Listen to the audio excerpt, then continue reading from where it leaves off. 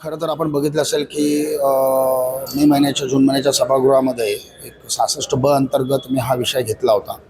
कारण हाच तो डोंगर आहे की ज्या डोंगरावर माझी मागणी अशी होती की 26 जुलै 2005ला 72 लोकांचा दरड कोसळून तिथे मृत्यू झाला होता. त्यानंतरही वारंवार या घटना त्या भागात घडत असतात आमच्या त्या डोंगरामध्ये. आणि त्या संदर्भात मी 66 ब मध्ये महानगरपालिका प्रशासनाकडे हीच मागणी केली होती. एकतर आपण ते जे दरडप्रवण क्षेत्रामध्ये लोक राहतात, एकतर त्यांना आपण तिथून शिफ्ट करून त्यांना वेगळी व्यवस्था करून द्यावी. आणि तो जो डोंगर आहे त्या डोंगराच्या आजूबाजूला जी वस्ती एवढी दाट वस्ती आहे की तिथे कोणतीही मशिनरी जात नाही, काय कोणत्याही गाड्या जात नाहीत. आणि मग त्याच्यामुळे जेव्हा कधी अशा वेळ प्रसंग येतो त्यावेळेस प्रॉब्लेम असा होतो की तिथे कोणती मशिनरी न गेल्यामुळे त्या ढिगाऱ्याखाली जे अडकलेले लोक असतात ते जास्त वेळ आतमध्ये अडकले राहिल्यामुळे बऱ्याच वेळा त्यांचा गुदमरून वगैरे जीव जातो. आणि हा अनुभव आम्हाला 2005मध्ये पण आला होता.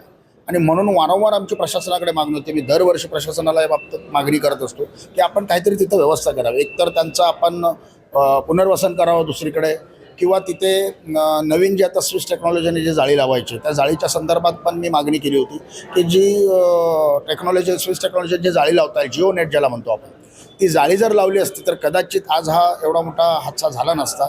आणि आज काल सकाळी 3 वाजता ही घटना घडली. मी जवळपास 3:15 वाजल्यापासून मी तिथे कालपासून ते कंटिन्यू शोधकार्य चालू होतं. परिस्थिती इतकी वाईट होती की सिंगल एक 4 फुटाची फक्त गल्ली आतमध्ये जायला, सगळी घरं आहेत.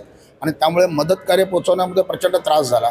तरी पण अशा परिस्थितीमध्ये सुद्धा महानगरपालिकेच्या अग्निशमन दलाचे जवान, महानगरपालिकेचे सर्व कर्मचारी आणि NDRFची टीम सगळ्यांनी मिळून, आणि आमचे स्थानिक कार्यकर्ते, स्थानिक नागरिक सगळ्यांनी त्यामध्ये सिंहाचा वाटा आहे. सगळ्यांनी खूप मेहनत करून, म्हणजे अगदी थोडे दगडाचे तुकडे तोडून घमेल्याने ते दगड आणि माती बाहेर काढायचं काम बऱ्याच वेळ चाललं. त्यामध्ये पाऊस चालू होता, त्यामुळे बऱ्याचशा अडचणी आल्या. आणि काल सकाळी 3 वाजता जेव्हा ही घटना घडली, 2 माणसांचा मृत्यू जागीच झाला होता. त्यांचे जे मृतदेह त्यांना राजवडीला पाठवण्याची व्यवस्था मी स्वतः केली. त्यानंतर 2 जण जखमी होते, त्यांनाही राजवडीला हॉस्पिटलला आपण पाठवलं. भावाला काही गेले होते. आणि त्याच्यानंतर 6 जण आतमध्ये गाडले गेले होते, ज्याची मदत कार्य चाललं होतं कंटिन्यू. काल साधारणपणे दुपारच्या पिरियडमध्ये एकाच कुटुंबातल्या 4 जणांना काढलं. त्यामध्ये एक दीड वर्षाचा मुलगा होता, 3 वर्षाची मुलगी होती, आणि एक महिला आणि एक जेंट्स, म्हणजे असे ते एक पूर्ण कुटुंब होतं. आणि दुर्दैवाची गोष्ट की 2च दिवसापूर्वी ते उत्तर प्रदेशमधून इथे एक 15 दिवसासाठी आले होते. आणि त्यांनी तिथून भाड्याने घेऊन ते राहत होते. आणि तेच घरामध्ये ते 4ही जण जागीच गाडले गेले. त्यांचा मृतदेह काढला. त्यानंतर दुपारच्या 3च्या सुमारास परत आणखी एक विकी यादव म्हणून, राहुल यादव ज्याचं नाव आहे, त्याचा मृतदेह काढला. परंतु तो 8वा मृतदेह होता, तो एवढा मोठा दगडाखाली अडकलेला होता की काल सकाळी 3 वाजल्यापासून आता अगदी दुपारी 12:30-1 वाजेपर्यंत बचाव कार्य चालू होतं. तो मृतदेह काढण्यासाठी एवढा वेळ गेला. आत्ता दुपारी 1:30च्या सुमारास तो मृतदेह काढला. त्यालाही राजवडीला आम्ही ॲम्ब्युलन्सने पाठवलं आणि त्यानंतरच मी इकडे आलो. तर परिस्थिती अशी आहे की महानगरपालिका प्रशासनाकडे वारंवार मागणी करून जर जिओ नेटची मागणी जरी त्यांनी पूर्ण केली असती तर आज हे 8 मृतदेह, आज जे 8 लोकांचं निधन झालं आहे ते झालं नसतं. आणि महानगरपालिका प्रशासनाला आपण याची कल्पना दिलेली होती. मी 2 महिन्यापूर्वी स्वतः मागणी केली होती की तुम्ही ते करा. ते केलं असतं तर आज हे 8 लोकांचा जीव नाहक जो गेला आहे तो नक्कीच गेला नसता. त्यामुळे प्रशासनाचा हलगर्जीपणा नक्कीच याला जबाबदार आहे. प्रशासनाचं पूर्ण दुर्लक्ष झालं या सगळ्या मागणीकडे. येस, माझं म्हणणं तेच आहे. कारण इव्हन मी जेव्हा मागणी केली 66 ब मध्ये सभागृहात चर्चा झाली, बरेचसे नगरसेवक या विषयावर बोलले.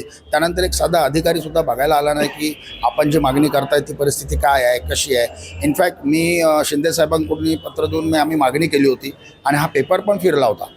सगळं झालं, परंतु याला निधी जो आहे तो निधी याच्याकडून येतो, म्हाडाकडून येतो. आणि या सगळ्या त्याच्यामध्ये टेक्निकल अडचणी आहेत. पण वॉर फुटिंगवर ज्यावेळेस एखादा नगरसेवक आपल्या प्रभागाबद्दल किंवा मुंबईबद्दल जेव्हा असा एखादा काही सेन्सिटिव्ह विषयावर बोलतो त्यावेळेस अधिकाऱ्यांनी ताबडतोब त्यावर कारवाई करणं अपेक्षित होतं.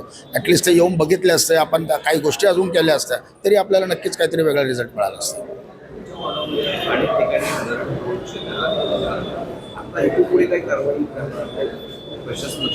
आता कालच्या या प्रकारानंतर आपण साधारणपणे 100 घरं आपण खाली करून घेतली.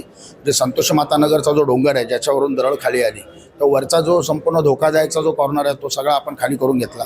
त्याचसोबत आता काल जिथे गौसिया चाळेवर जी दरड कोसळली ती पूर्ण अजून खाली कोसळलेली नाही आहे. त्यातला काही पोर्शन आला आहे, पण अजूनही काही पोर्शन धोकादायक परिस्थितीमध्ये आहे आणि तो कधी खाली येऊ शकतो. म्हणून आजूबाजूच्या तिथल्याही लोकांना आपण तिथून आपण स्थलांतरित केले, त्यांना तिथून काढलेलं आहे. आपण त्यांना महानगरपालिकेच्या शाळेमध्ये आपण त्यांची व्यवस्था केलेली आहे. मी आता तिथेच जाऊन आलो, येताना महानगरपालिकेच्या शाळेत जाऊन आलो. काल त्यांना चहा नाश्ता जेवण ती सगळी व्यवस्था आपण तिथे राहण्याची व्यवस्था त्यांची आपण तिथे केलेली आहे. आता माझी प्रशासनाकडे मागणी ही असणार आहे की मी फक्त माझ्याच प्रभागापुरतं न बोलता मी संपूर्ण मुंबईबद्दल बोलेन की संपूर्ण मुंबईमध्ये असे खूप क्षेत्र आहेत, 348 अशी ठिकाणं आहेत आणि जवळपास 21,000 घरं कुटुंब अशा धोकादायक परिस्थितीमध्ये राहतात.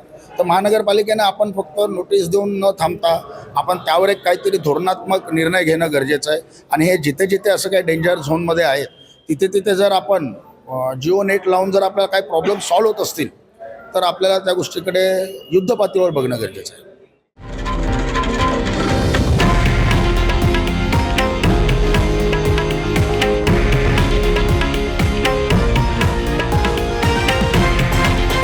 हे आहे देशातील नंबर 1 न्यूज नेटवर्क आणि आपण पाहत आहात TV9 मराठी, एकमेव.